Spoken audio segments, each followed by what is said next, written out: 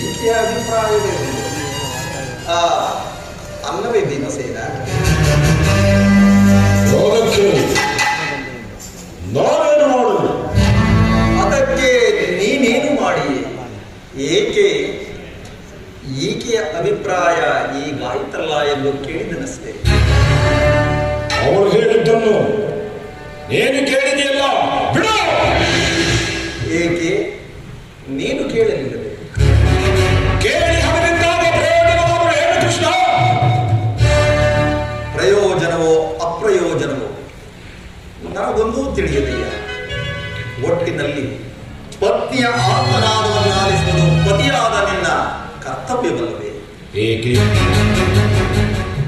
ಇನ್ನುಳಿದ ನಾಲ್ವರು ಅವಳ ಪತಿಗಳಲ್ಲವೇ?